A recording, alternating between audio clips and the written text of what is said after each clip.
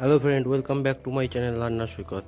এখন থেকে শুধু সরকারি নয়, এখন রাজ্যে স্বাস্থ্য পরিষেবা আরও উন্নত করে তুলতে সব বেসরকারি হাসপাতাল ও নার্সিংহোম ও কেন্দ্রের স্বাস্থ্য বিমা প্রকল্প আয়ুষ্মান ভারত চালু হতে চলেছে।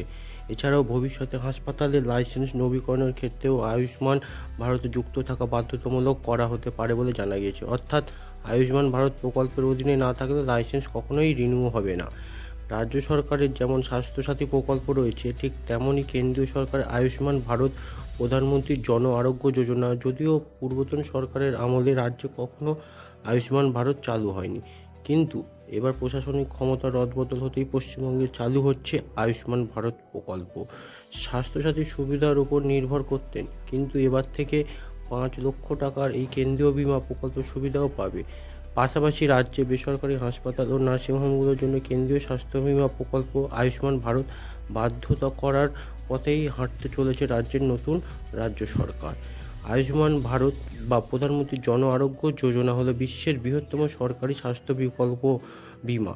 এটি মূলত গরিব ও নিম্নবিত্ত পরিবারগুলিকে চিকিৎসার দুশ্চিন্তা থেকে মুক্তি দেওয়ার লক্ষ্যেই তৈরি।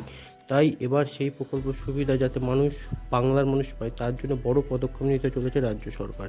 রিপোর্ট অনুযায়ী আগামী 8ই জুন কেন্দ্রের সঙ্গে একটি সমঝোতা স্মারক স্বাক্ষর করবে রাজ্য সরকার। এরপরই বাংলায় আয়ুষ্মান ভারত প্রকল্পের আনুষ্ঠানিক বাস্তবায়ন শুরু হবে। একই সঙ্গে পূর্ববর্তী সরকারের স্বাস্থ্যসাথী প্রকল্পের সঙ্গে আয়ুষ্মান ভারতকে কীভাবে সমন্বয় করা যায়, সেই নিয়েও একাধিকভাবে আলোচনা করা হচ্ছে।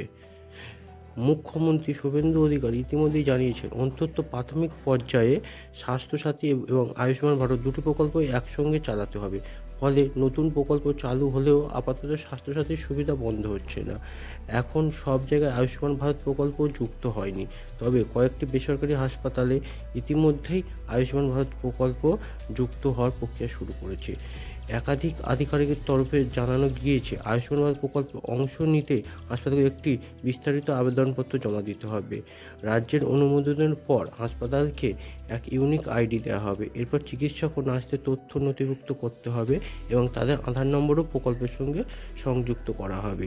ভিডিওটি ভালো লাগলে অবশ্যই চ্যানেলটি সাবস্ক্রাইব করে পাশে থাকুন। চলুন দেখা হচ্ছে পরের কোনো ভিডিওতে।